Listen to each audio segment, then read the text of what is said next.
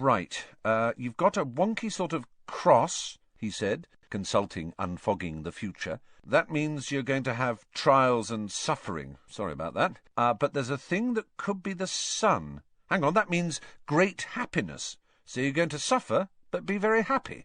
You need your inner eye testing, if you ask me, said Ron. Harry, he said, you haven't seen a great black dog anywhere, have you? Yeah, I have, said Harry. I saw one the night I left the Dursleys. Ron let his fork fall with a clatter. Probably a stray, said Hermione calmly. Hermione, if Harry's seen a Grim, that's bad, he said. My Uncle Bilious saw one, and he died 24 hours later. Coincidence, said Hermione airily. You don't know what you're talking about, said Ron. Grims scare the living daylights out of most wizards. There you are, then. They see the Grim and die of fright. The Grim's not an omen, it's the cause of death. And Harry's still with us because he's not stupid enough to see one and think, right, well, I'd better pop my clogs then. I think it's back to the old divination standby. What, make it up?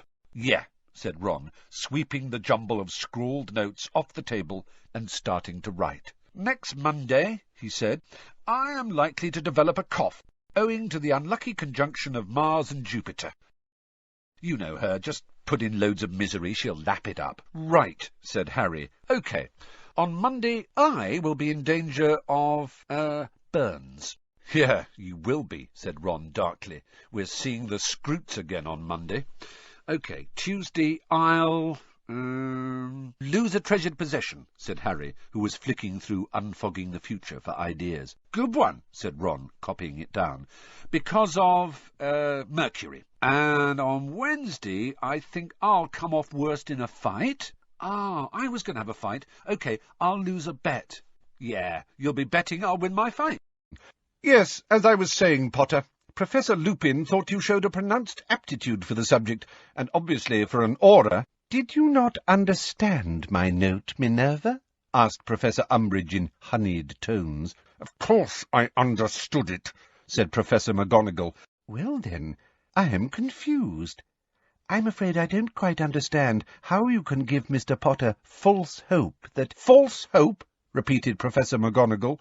He has achieved high marks in all his Defence Against the Dark Arts tests. I'm terribly sorry to have to contradict you, Minerva, but as you will see from my note, Harry has been achieving very poor results in his classes with me. I should have made my meaning plainer. He has achieved high marks in all Defence Against the Dark Arts tests set by a competent teacher.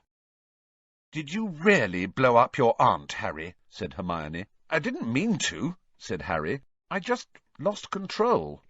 It's not funny, Ron, said Hermione sharply. Honestly, I'm amazed Harry wasn't expelled. Forget expelled. I thought I was going to be arrested. He looked at Ron. Your dad doesn't know why Fudge let me off, does he? Probably because it's you, isn't it? Famous Harry Potter and all that. I'd hate to see what the Ministry would do to me if I blew up an aunt. Mind you, they'd have to dig me up first, because Mum would have killed me.